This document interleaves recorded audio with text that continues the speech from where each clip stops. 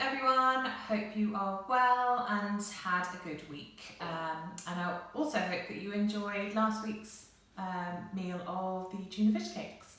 I love seeing all your photos, it looked absolutely brilliant, so well done. So this weekend we are going to be doing some pasties, so vegetable pasties with a bit of cheese in them as well. And the first thing that we're going to do today is to make the pastry. So this is a standard short crust pastry, and it's a very easy recipe to remember because it's simply half the amount of butter or fat to flour. So in this bowl here I've got 400 grams of plain flour, 200 grams of butter, and then we're going to put in a pinch of salt and just enough water to pull it together. We don't want too much or too little, so there's a fine line and I'll talk you through that a little bit later. So all that you're going to need is a bowl and a table knife, and that's going to help you really well as well.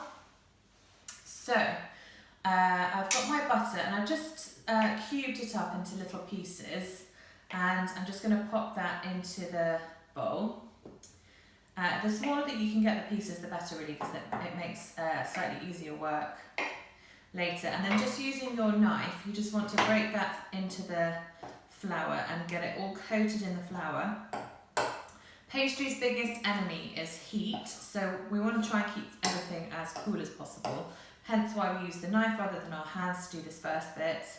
And then in the summertime, you want to make sure that your water is ice cold, and if your hands are quite warm generally, then sort of just run them under a cold tap just to sort of chill them down and dry them off before you get started.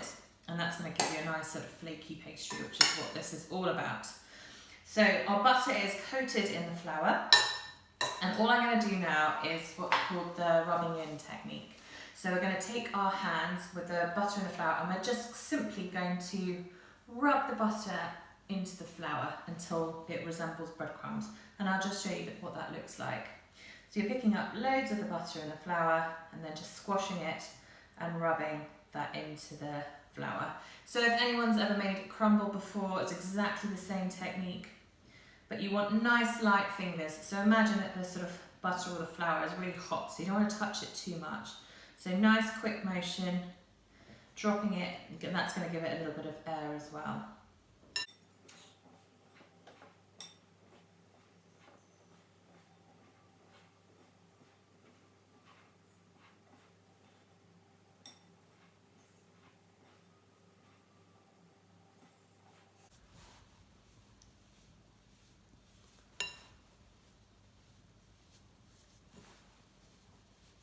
So you can see how it now looks like breadcrumbs, so it's quite fine in texture. It's a little bit sort of wetter looking, almost like sort of wet sand almost.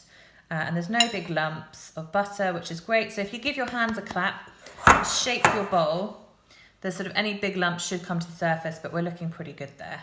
So I'm just going to stop.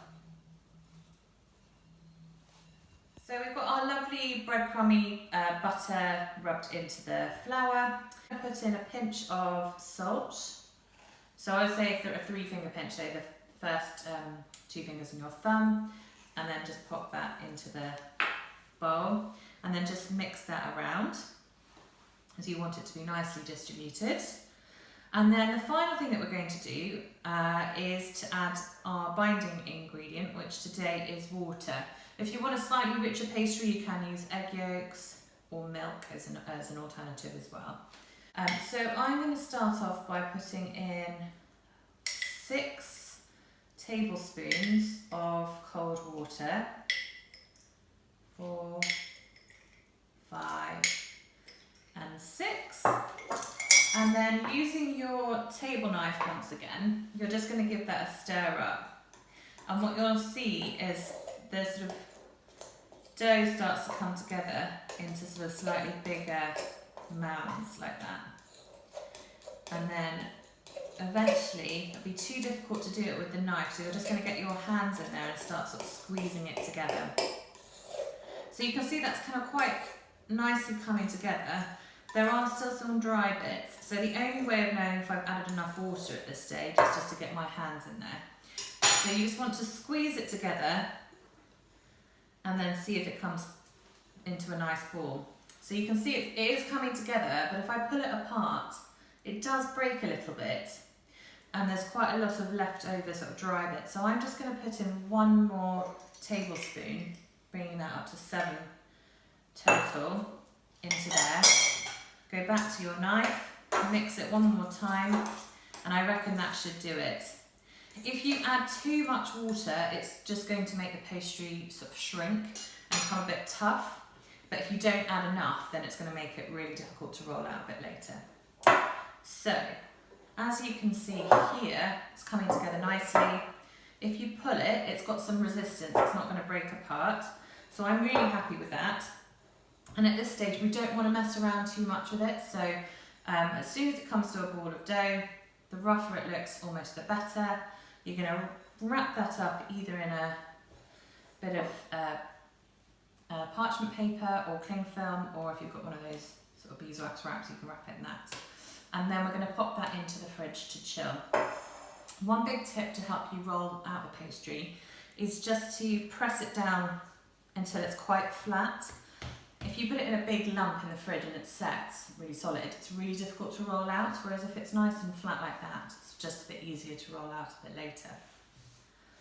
So I'm going to wrap that and pop that in the fridge, and we'll come back to that in about 30 minutes.